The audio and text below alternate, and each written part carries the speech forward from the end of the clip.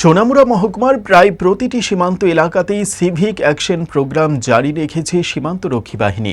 উদ্দেশ্য একটাই, সীমান্তবাসীদের সঙ্গে বিএসএফ এর সুসম্পর্ক বজায় রাখা। সীমান্ত লাগোয়া প্রতিটি বিওপির উদ্যোগে বিওপির অন্তর্গত এলাকাবাসীদের নিয়ে করা হচ্ছে এই সিভিক অ্যাকশন প্রোগ্রাম, যাতে রয়েছে বিনামূল্যে চিকিৎসা পরিষেবা। বৃহস্পতিবার কলুবাড়ি পঞ্চায়েতের দাউদারানি স্কুলে হয় একটি সিভিক অ্যাকশন প্রোগ্রাম।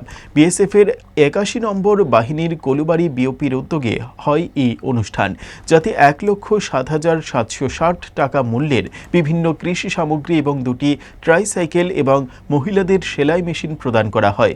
বিওপির অন্তর্গত পঞ্চায়েতের লোকেদের মধ্যে এই সরঞ্জামগুলি বিতরণ করা হয়।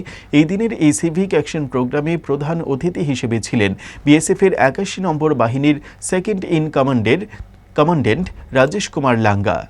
पीछे बैठे हुए स्कूल और कॉलेजेस में हैं बच्चों। अभी जो देश है, ये कंट्री जो है पूरा बदल रहा है। आप लोगों ने अपने आप को उस हिसाब से तैयार करना है।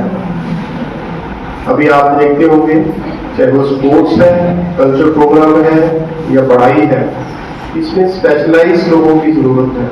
अभी आप सिंपल ग्रेजुएशन कर लेंगे या 10th कर लेंगे, 10+2 कर लेंगे, उससे कुछ होने वाला नहीं है।